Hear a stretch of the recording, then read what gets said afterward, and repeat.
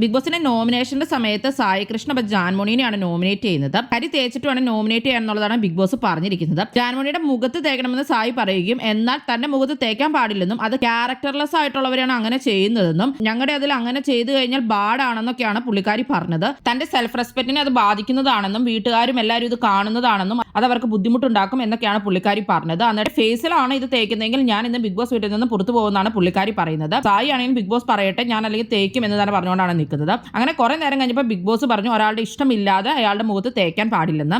അങ്ങനെയാണ് പ്രശ്നം സോൾവ് ആവുന്നത്. സായിനെ കൂടാതെ ഇന്ന് ഒരുപാട് പേരാണ് ജാൻമണിയെ നോമിനേറ്റ് ചെയ്തത്. പൂജ, റസ്മിൻ, അർജുൻ, ശ്രീരേഖ, നോറ, അപ്സര, ഗബ്രി, അഭിഷേക്, ശ്രീകുമാറും. തെറ്റാര് പറഞ്ഞു കൊടുത്താൽ പോലും താൻ ഇങ്ങനെ തന്നെയാണ് നിക്കോളൂ എന്നുള്ള രീതിയിൽ തന്നെയാണ് ജാൻമണി ഇപ്പോഴും അവിടെ നിൽക്കുന്നത്. ലാലേട്ടൻ കഴിഞ്ഞ ദിവസം ജാൻമണിക്ക് ഒരുപാട് വാണിങ്ങും കാര്യങ്ങളും ഒക്കെ കൊടുത്തിട്ടുണ്ട്. എന്നാലും യാതൊരു മൈൻഡോ കാര്യങ്ങളോ ജാൻമണിക്കില്ല. ഞാൻ ഇങ്ങനെ തന്നെ നിൽക്കും എന്നുള്ള രീതിയിൽ തന്നെയാണ് ജാൻമണി അവിടെ തുടരുന്നത്. അവിടെയുള്ള ആളുകൾക്കെല്ലാം ജാൻമണി പുറത്തു പോകണമെന്ന് തന്നെയാണ് പ്രേക്ഷകരും ആഗ്രഹിക്കുന്നത്. അത് തന്നെ. അപ്പോൾ ഈ ആഴ്ച ജാൻമണി പുറത്താകുമോ?